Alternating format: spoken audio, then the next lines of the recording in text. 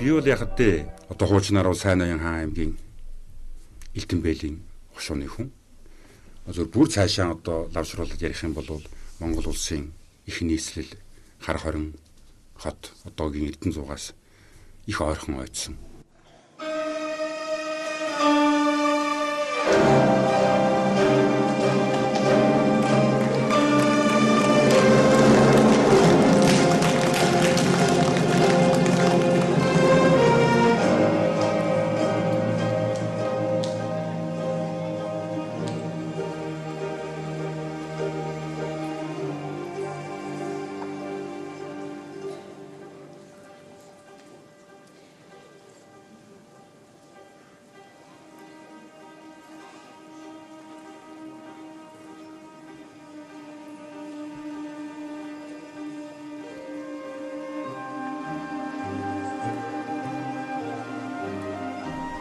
Би бол ямар ч л байсан боржин хүн юм а гэдэг нь бол одоо ойлгомжтой. Яагаад гэвэл миний төрсөн нутагт их ойрхон унсан одоо дэлхийн их алдартай хүн бол Өндөргийн Занвазар байна. Занвазаргаа бид нар бол одоо үнэн чанартай нэг хошуу нутаг нэг усаар угаасан улс юм байна лээ. 350 хэдэн жилийн өмнө Зэгсдийн гол сарын гол урсгаж л байсан бол Занвазаргаа тэрүүгээр угаагдж л байсан байж таараа. Миний угаасан ус тэр юм. Энэ бол Өвранга аймгийн одоогийн Үлзийд сумын сангийн далайн нураас их авсан ганц гол орхны одоо цутгалан болж ордог. Мэдээж миний угаасан ус номхондолоод очисон байж таараа амар мөрөөр дамжаад тэгэхээр би дэлхийн усаар өөрийгөө угаасан хол гэж ингэж боддог.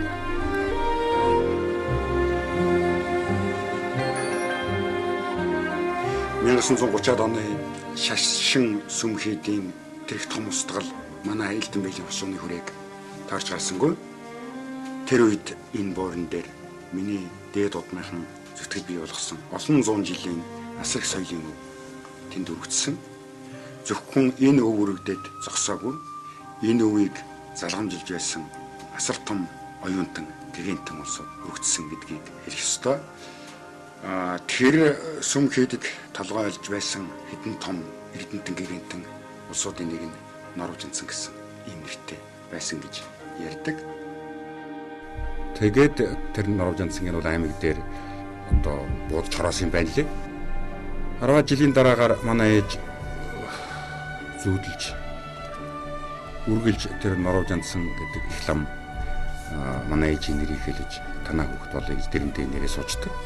Хэд хоног тэгээс ихтэй зэрэг ламтан байхгүй болчдөг. Тэгээд одоо ах минь одоо яадаг лээ, юу болдог лээ, 10 хэдэн жилийн өмнө болсон хүн яагаад ингэдэг лээ гэж ингэж тэрний хойтон хаврын шинийн 25 даа бие төрж манай нутагт балбар гэлэн гэж ганц гэлэн үлдсэн байхаа одоо баг тэр гэлэнгээс нэр асууж тэгээд тэр ламтан бол энэ зүгээргүй хүүхэд байна ер нь гэд одоо миний одоо насаараа зүгсэн бурхантай тэрнийг бол манай ламтны зүүжүүлсэн бурхан гэж өгөөд тэр нэрийг одоо хойноос мөрөгсөн ингэж өхөн зүйтэй тэгээд янцсан нороо гэж нэрэл тэгээд 5 хоногийн дараагаар цагаан тэмээтэй хүн танахаар ирэх юм байна. Мал сурж ирэх юм дээр нэг их сайн хооллоо гэж танихгүй хүн байна гэж хэлсэн гэсэн. Тэр цагаан тэмээтэй хүн ирсэн гэсэн сайн хооллсон гэсэн манай ээж жоохон одоо тэр их гигантын хүний хойд дүр гэж хэлэхэд бол үнэхээр хэцүү. Тэгэхдээ бол тэр хүний нэрийг хойноос нь урагсан одоо надад нэр өгсөн энэ тэр явдал бол би их бэлгшээж одоо явдаг. Намайг сүүлд 1989 онд төрийн анхны шагнал авчгаад мөртөө очиход манай сумын дарга надад зээр талцмаар бэлгэлсэн. Тэгээд яагаад зээр талцмаар сайханмаар бэлгэллээ гэсэн чинь энэ чиний мар юм гэлээ гэж манай нутгийн хөгшчүүд хэлсэн гэж тэгдэг.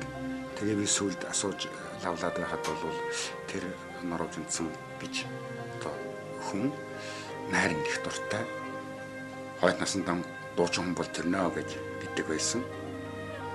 Тийм одоо хайль мэгтай тэр үед опел дугуймдаг тийм одоо том гэгэнтэн хүн байсан байна лээ.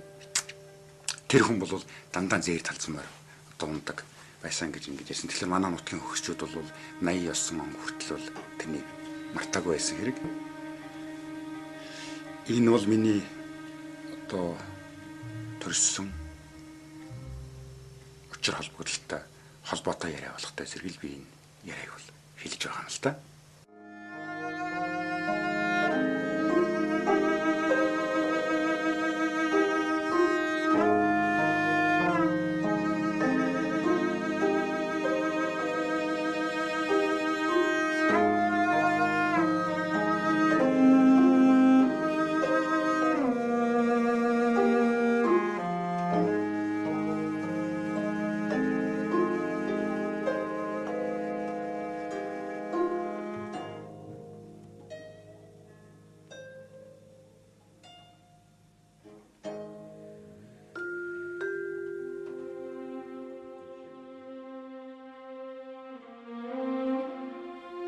Манай тэр Худалдаа бэлтгэлийн ангийн хашаанд нэг гармош хөгжмөнтэй айл байдаг байсан.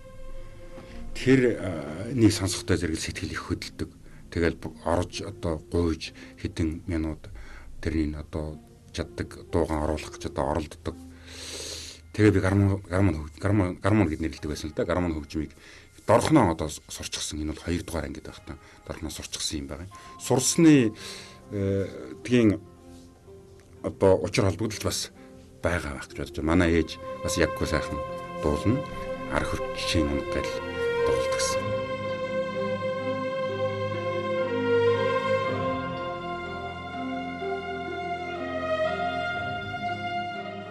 Би өөрийгөө азтай хүн гэж боддог.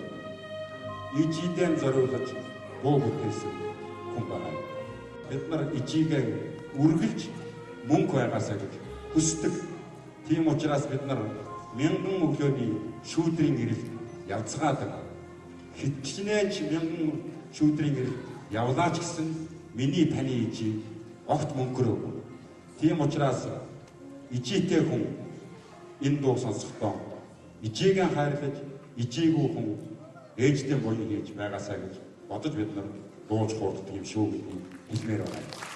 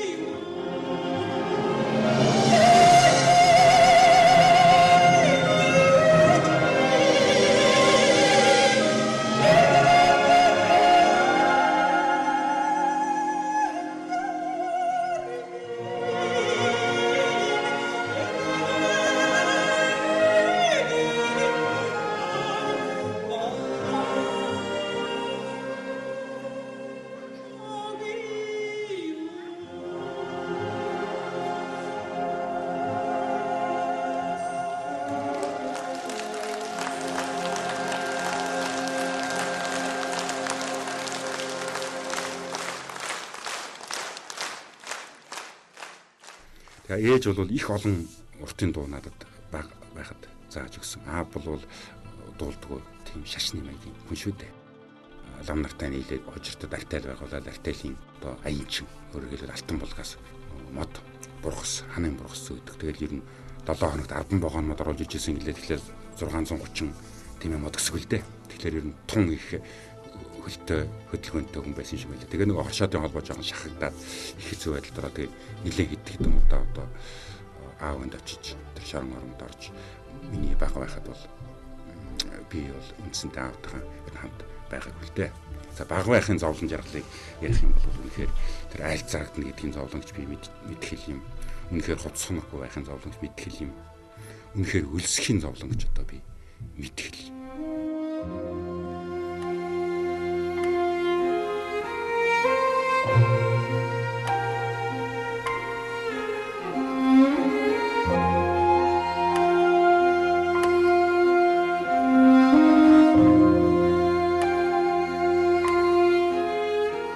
Айлын 8-900-аад хорог хариул ганц муус их сүргэн дээлтэй түүнийг нь чирээд олон чоног шөнө дэрсэн дотор унтсандаа тэгээд л ээж минь шөнө ирээд л үр цайхаас олж авдаг юм дэрл байж. Тэр үед л би багаасаа л би нэг тийм амьдрал гэдэг бол ер нь аз дүйсэн зүйл юм байна гэдгийг л юм үнэн чанартай бол одоо ухаарсан хүн юм шүү дээ. Тийм учраас ерөөсөө байгальтай ерөөсөө өөртөөгөө харилцаж суусан болов гэж би бодлоо.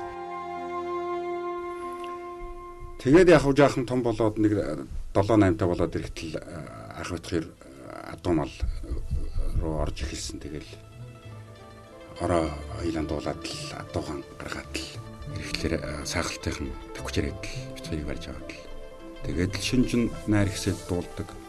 Хүүхдээ байхдаа их дуулдаг байж. Тэгээ хөдөө хонь хариулж яваа малдаар яваа хүүхдээ хэлж юм тэгэл дуулаад л байна шүү. Дуулаад л байна. Тэгээд л дууныхаа нэрийг үгийг чэйжлээд л. Тэгээд дуундаа гарч байгаа утга санааг бас тэнгэрээс олж үзхийг бодно. Газраас олж харахыг бодно. Ямар учиртай юм бол гэж бас шинжиж үзхийг бодно. Тийм нэг хөдөөний тийм ажиглагч маягийн тийм жоохон зовлон үдсэн хүүхдүүд ч юм бол ерөнхийдөө тийм шинжээч маягийн судлаач маягийн одоо толгойтой болдгийм шүү дээ. Ягаад гэвэл маргааш бороо орхлоо. Энэ үйл ямар учиртай үйл үү? Нар яагаад ингэж яргаж байна? Яагаад энэ ч солон үеийн өнгө дутуу байна?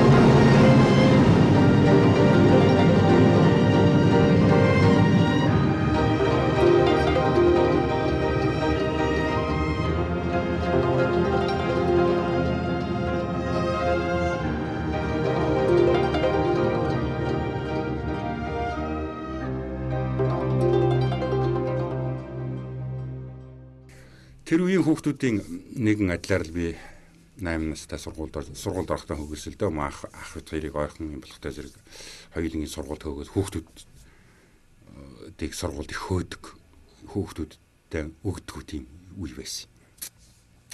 Тэгээ яг тус дорсон юм гэж ах юм авч үлдээд л намайг тус дороогүй юм болохоор сургуульд явуулаад ингээд ах маань бичиг үсэггүй үлдэж би одоо гэгэрх ийм зам руу ахыхан одоо завшаанаар ингэж явсан хүн л дээ.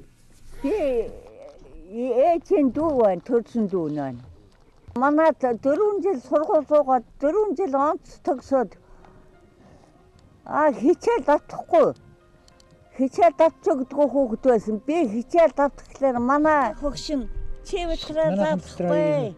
Наадах чинь толгойтой хүүхэд байгаа юм. Чи харж л байгаараа чи битгээр үзэх нүгөө юу болохоос биш.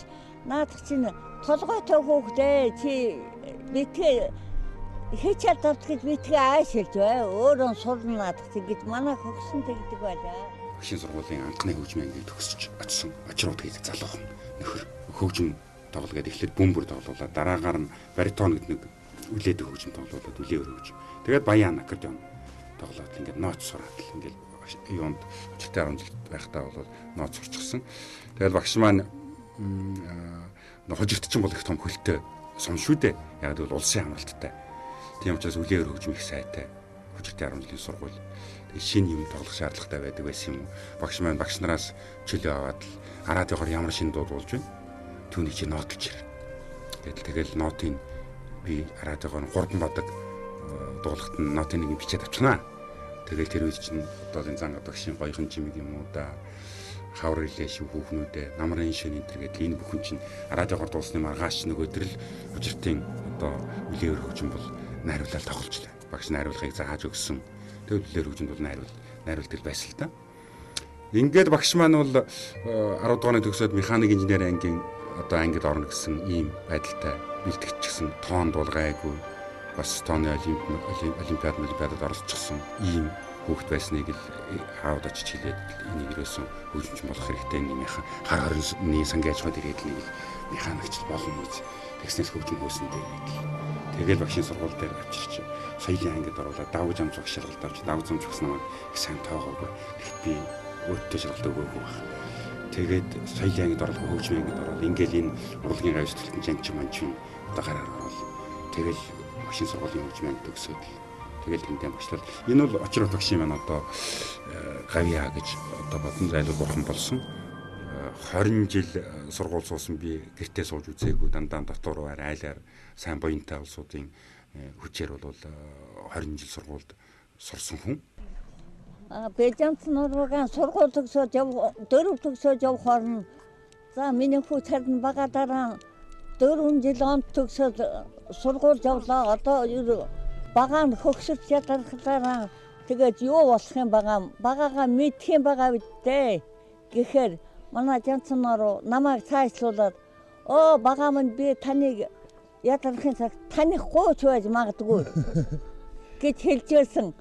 Одоо таныхын чинь таньж байна.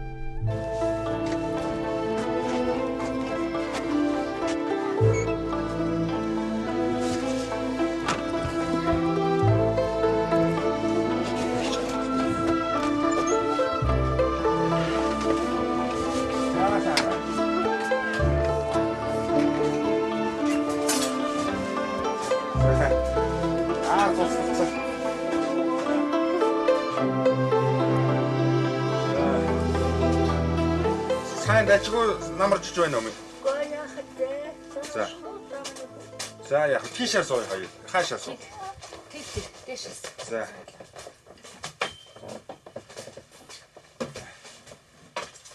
Хэмээнөө. Надтай хамт яваалсууд. Миний зургийг авч яваа юм. Кино хийж яваа юм. Өөр хийдэй. Энэ жил та тэгээ энд дээр байгаад байв уу ерөөсөө? За одоо хол жил байлаа. Дэмбэлээд нэг жоох худлаа төвдөр нэг хит хомдоо. Тэгээд одоо зул мулан таст өргөлийн ч нэг хит хонжил байна. Одоо өвд энэ ч хүүтэй. Тэгэн. Шаад барж яваа. Тэгээ нэг судснууд нарийсан гэдэг байдаг. Тэгээд гайгүй одоо тэгэхээр гэртүүд нот хин хиллээ додоо хоногийн тэр зуусан дарах гинлээ судсан нарийсан гинлээ гэднийг харин усан дорох чи одоо хүүтэн болчих шиг. Одоо нэмэргүй. Одоо тийм ээ тийм ээ. Ер нь бол усанд ордог гэж улсууд. Их орно шүү дээ. Тэр яадаг? Нүд дуулаадаг эднэр тэгэл ер нь янз бүрийн улсууд усанд орж ил байдаг бол той. Та орж байгаагүй юу? Та орж байгаагүй юу? Үгүй би ер нь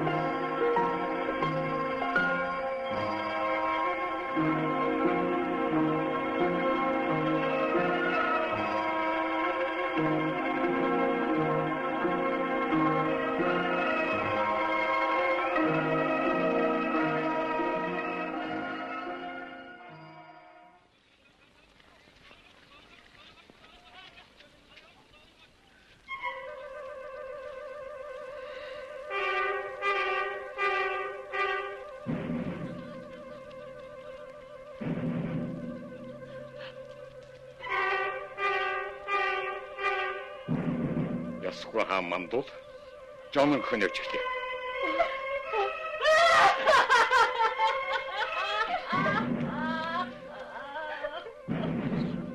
Хатан та хайж уулаад яах.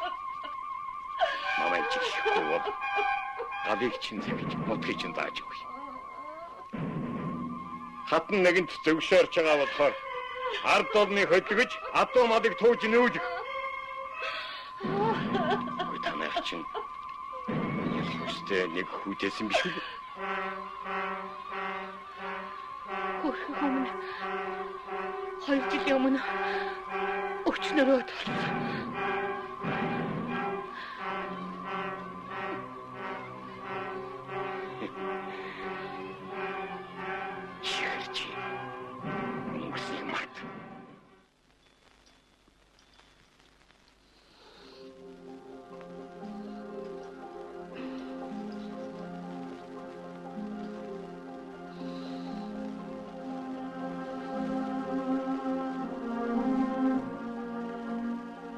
Мантхай.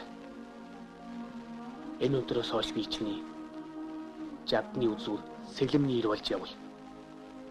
Айлын хэрэг тохиолдвол надад хэл өгч байгаарай.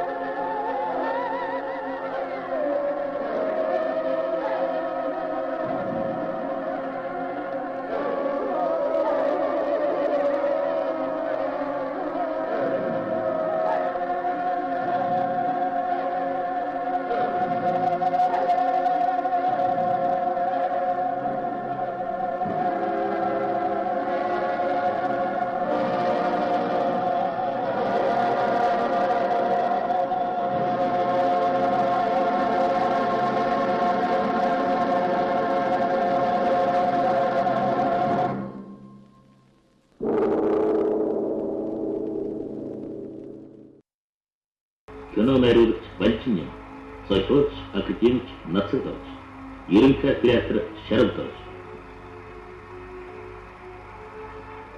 жүжигчин Суур, хөгжим зохиолч Жансан Дорж, зураач Хүрүүлэх нар олоо. Хайцаатны хөгжим надад үнэхээр таалагддаг. Тэр бол одоо үнэхээр шилдэг гарамгай хөгжим гэж би боддог. Би хүний амьдралд ялангуяа би Монгол хүмүүс төрснөөртэй тэрний одоо тийм сэтгэл огшин тийм сэтгэл бол яг үнэхээр тэр хөгжмөөс үүсдэг. Та энэ хөгжмийг одоо бүтээсэн талаараа тийм жоо яриач. Яаж юм санаа. Энэ тухай бол зөвхөн сони сэтгүүлийн сурвалжлагчид олон удаа ярьж байсан л да. Ер нь бол энэ ман тухайн хөгжим гэдэг утгаараа ч гэсэн ер нь ман тухайн тэр үе бол монголчуудын дахин сэргэх, өөрийг нь сэрэх ухаан суух яг тэр үедээ давхцсан юм шүү дээ. Би тэгж ойлгоод байдаг шүү дээ. Өөрөөр хэлбэл 40-од оны ихээр цогтааж гэдэг кино хийсэн түүхэн ганц. Тэрнийг бол зөвлөлт холбоод улс бол социалист лагер гэдгийг бий болгох, бид нартай хамт нэг гүрэн байна гэж үзүүлэхийн тулд Оросын найруулагч ярьж эн чинь бол түүхтэй ард түмэн энэ гэж одоо хаалгах тийм зорилготой улс төрийн шухуу зорилготой цогтааж киног бол хийсэн шүү дээ. Мантугай цэцэн хатан киног бол жинхэнэ өөрөө одоо төр барихын яг ирмэлцэл 300 жил төрөө барайг бардсан төрийн тухай өөрөө мэдэж кино хийж байгаа байхгүй. Энэ үед миний сэтгэл тогтохгүй байх юм байна. Надад авиас байдаг юм бол оргилохгүй байх юм аргагүй. Энэ яг тийм нөхцөл Монгол цоо шин сэтгэлгээний хөгжим гарахгүй байх юм аргагүй тийм хувь заяал надад боيو манай кино хийсэн бүлэг таарч байна. Тэгэхээр энийг бол тэр нийгэмлэг утгаар нь бас их хүн бодож үзэх ёстой юм шиг байна. Хувь заяа тэгж монголчуудад тохиосон. Тийм учраас тэн дээр би чадах бүхнээ хийх ёстой. Чадах бүхнээ хийхин тулд юу хийх ёстой гэдэг зэрэг монголчуудын уламжлалыг өнөөдрийн технологийн түвшинтэй энэ зэрэгцүүлж амжирхал одоо ганц зүйл. Миний уран бүтээлд бол 30-аад уран сайхны кино, баримт кино байдаг юм байна лээ.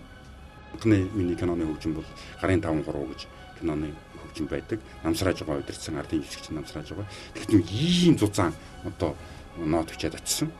Туршлагагүй хөгжим жигтэйхэн сайхан хөгжим бичээд очихгүй юу. Гэтэл намсрааж байгаа очоод заа өмнө нэгдүгürt энэ хөгжим чинь бол сургууль хийх зав байдгүй киноны хөгжим бичнэ гэдэг. Хоёрдугаарт бол ийм их хөгжим чинь одоо кино хийнэ гэж байдгүй. Тэгээ ер нь явж байгаад намсрааж байгаа намаа харуулж байгаа л тэгэл ер нь хастгийг хасаад л ингээд ихэнх нь байхгүй болоо ганц гол юмнуудын үлдээгээл тэгээ за киноны хөгжим боллоо. Баяр хүргэе гэсэн. Тэгэл үндсэндээ намсрааж байгаа миний киноны хөгжмийг янзлаад өгсөн. Тэрэн дээр л би ер нь киноны хөгжим ямар байдаг юм бол гэдгийг хүчийг л олоодгсон да. Өөрийнхөө хэмжээнд ч үү дээ. Тэгээд тэрний дараагаар одоо би чамд хайртай гэдэг кино хийгээл тэр яг миний бие даасан өөрийн одоо драматург одоо кино гэж бодно. Энэ дээр зөв онцлж хэлэх хөгжим гэвэл өнгө тэнгэрийн хүчин дор гэдэг киноны хөгжим бол нэлээд онцгой хөгжим байсан. Зөв яг үзэгчид цагийн аясаар яг гарсан үед нь ямар шиг байдалтай хүлээж авсан цагийн аяс гэдэг нэг юм бас уран бүтээлд айхтар их нөлөөлдөг учраас тэнд бас нөлөөсөн тал байж магадгүй.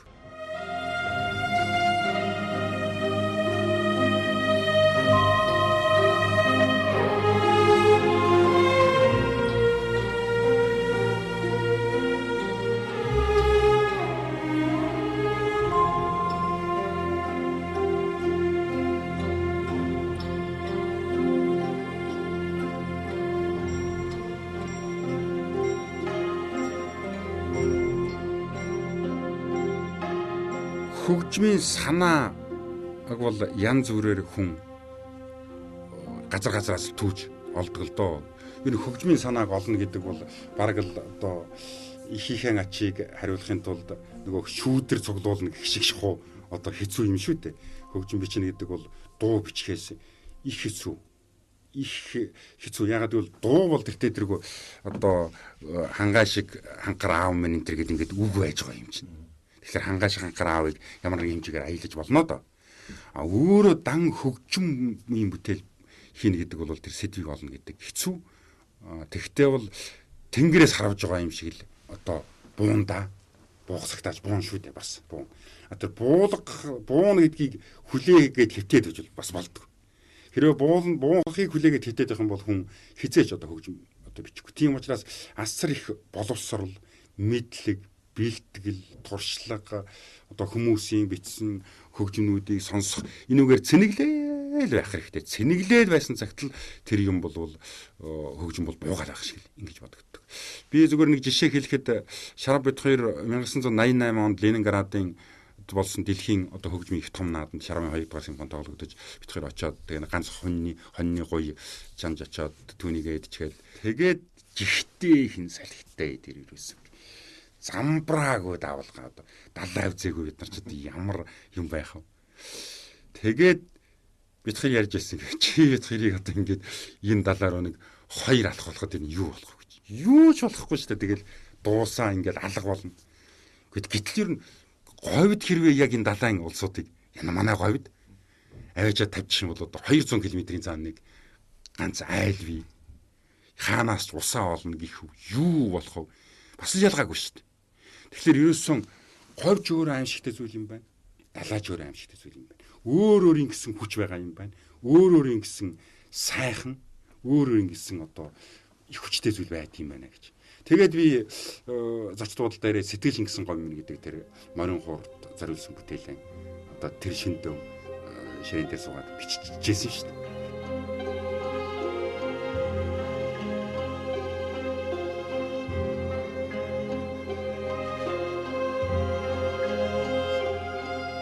Хүн бол ер нь байгаа хат нь бол сайн мэдэрдэг. Байхгүй болохоор нь илүү хүчтэй мэдэрдэг. Ийм юм байна л шүү дээ. Тийм учраас ингэж мэдэрт биднээс өмнө ингэж их орн гэдэг юм аа. Төрсөн газар ус гэдэг юм аа. Мэдэрсэн олон үеийнхнээс сургамж авчлах ёстой юм шүү гэдэг л санаа байгаа юм. Альч нутаг сайхан, Америк сайхан, Англи сайхан, Франц сайхан, Япон сайхан. Гэхдээ Монгол хүн болоод төрчихсөн нөхцөл бол Монголоос сайхан юм гэж байна. Ер нь даанч та байхгүй тэр бол их хэцүү ойлголт. Би жалгын үзэл их дуртай. Жалгын үзэл байхгүй бол дэлхийн үзэл гэж бол хизээч байхгүй гэж би бол боддог. Хэрвээ жалгын үзэл байхгүй дэлхийн үзлийн тухай ярих юм бол энэ бол зүгээр фанатик, энэ бол зүгээр хий мөрөөдөгч, энэ бол хинч биш, энэ бол зүрх сэтгэлтэй хүнч биш, энэ хүний хайрладагч хүн биш. Юу ч биш. Жалгын үзэл гэдэг бол юу хөтэй зэрэг явж үндсэн үзэл гэсэн. Үндсрэх үзэл бол биш. Үндсээ мэдрэх үзлийг жалгын үзэл гэж одоо манайхан ярьдаг болоод байгаа юм л да. Тийм болохоор уран бүтээлч хүн болохтой зэрэг мөрөөдөх юм бас их байх юм оо. Би их том санаа заримдаа. Ер нь одоо дэлхийд үлдчих хүч хийж ийсэн. Монголд байдгаач гэх шиг заримдаа бодно. Тэр мэдээж дэлхийд үлдэх үлдэхгүй хоёрыг болвол би мэддэг хэрэг бол огт биш байхгүй юу? А зүгээр бодож байгаа нь сайхан. Тэгээ хийж байгаа нь бас урамтай. Тэрэндээ одоо бас их бэлэгшээ. Тэгээд жишээ нь би яван холонгон одоо шүлэг минь хүлэг минь чи бид хоёрт дэлхийн дэвжээ хэрэгтэй гэж бичсэн шүү дээ. Тэрнийг уншаад үгүй яван холонгоо бол бодож л байсан байна да гэж л боддог. Тэгээд би тэр шүлгийг уншаад би нутаг минь хүлэг минь гэдэг Морин хуурын найрагдлыг бичсэн шүү дээ.